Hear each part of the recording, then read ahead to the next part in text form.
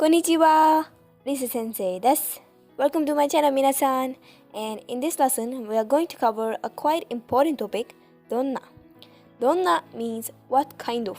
So you can use this in regard for a person or a thing, like what kind of person or what kind of thing it is. So for example, what kind of person is your father? And you can also answer it. He is a busy person, you know. And what kind of umbrella is it? It is an Italian umbrella. So somewhere you're going to take your Japanese level, especially adjectives, a level ahead, okay? So are you ready? So let's start our lesson. First of all, donna means what kind of, as I already told you. So you will be able to describe somebody's personality or a quality of a thing in this lesson, okay? Like, she is a smart person, my mom is a caring woman, and this umbrella is cheap, and so on. So you have to stay with me till the end of this lesson, okay? So let's start. But before I start, please, it would really mean a lot to me if you could subscribe to my channel, share it with your friends who are also trying to learn Japanese, comment below whether you like this video and it was useful or not, and please don't forget to like this, okay? So, 始めましょう. Let's start. So, I am going to make use more of these family relations, like what kind of person is your grandma, grandpa, aunt, cousin, uncle, younger sister, and so on. So this chart is going to be useful, okay? So we will describe a personality, and I'm going to make more use of family relations. So I'm already assuming that you know how to address to one's and else family members, okay?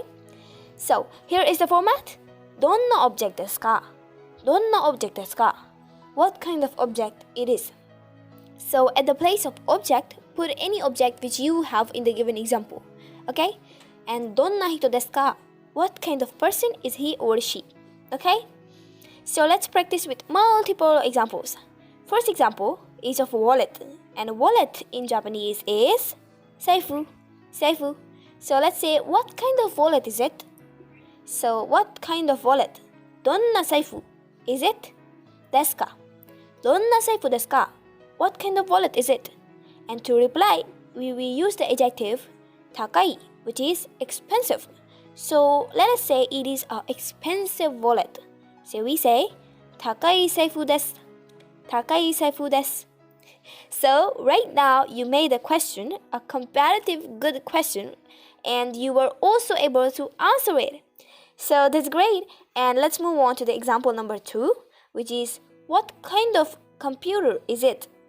So パソコン is written in katakana because this word is not Japanese in origin and it has come from overseas. So what kind of computer is it? どんなパソコンですか? And you would try answering it as it is a convenient personal computer.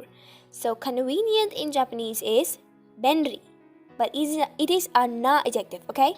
So you will answer 便利なパソコンです. 便利なパソコンです.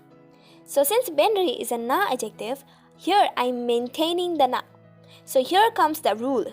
Whenever a na adjective is right followed by a noun, you tend to maintain its na, okay? So we will revise this rule again and again so that you just get it fit in your brain, okay?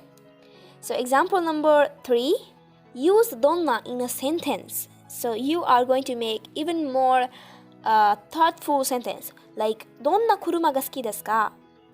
どんな車が好きですか means what kind of car do you like?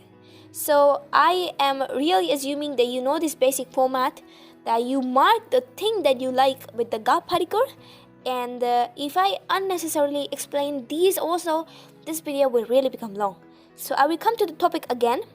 どんな車が好きですか means what kind of car do you like? And to answer, you can say your own choice. Like for example, let's say I like French cars. So French car is フランスの車. フランスの車. So we use the name of the country, the particle no, and then the object. So your German car or German car in Japanese is ドイツの車. So I like German car is ドイツの車が好きです. Okay?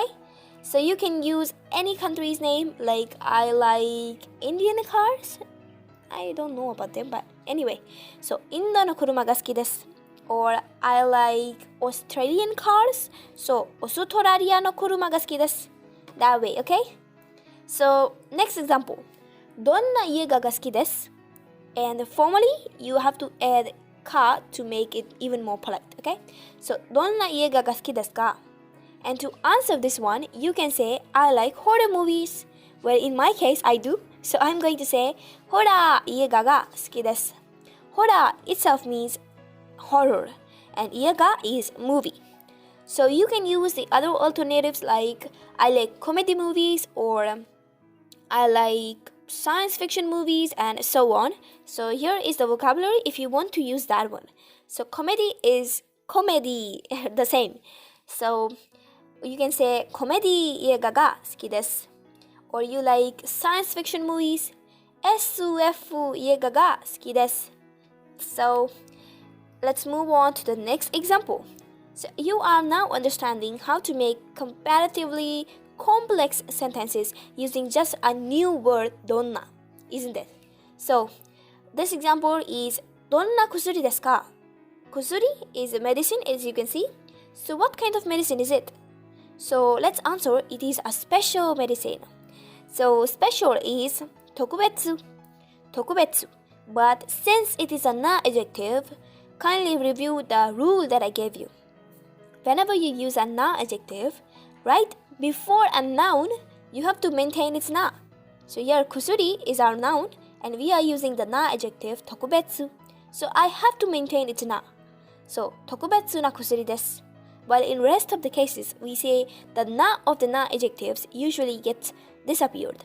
But in this case, you have to maintain it, okay? So どんな薬ですか? 特別な薬です. Okay, so example number 4. どんな人ですか? どんな人ですか? What kind of person? So let's answer a cool person. So cool in Japanese is かっこいい かっこいい and cool person is かっこいい人 So かっこいい人です can be your answer, okay? And here is the example number 5 where we are talking about objects. So right now we saw about human and human personality, I would say, and now we will talk about objects. Like どんな傘ですか? What kind of umbrella is it? So to answer it is a lovely umbrella, you would say 素敵な傘です 素敵な傘です So lovely in Japanese itself is 素敵 and it's a na adjective. So again, the rule applies that we maintain the na.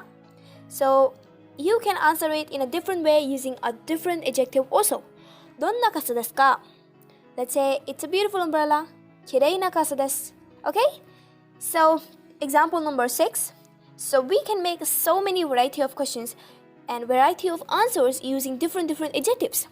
Like again, I'm using the same question, どんな人ですか?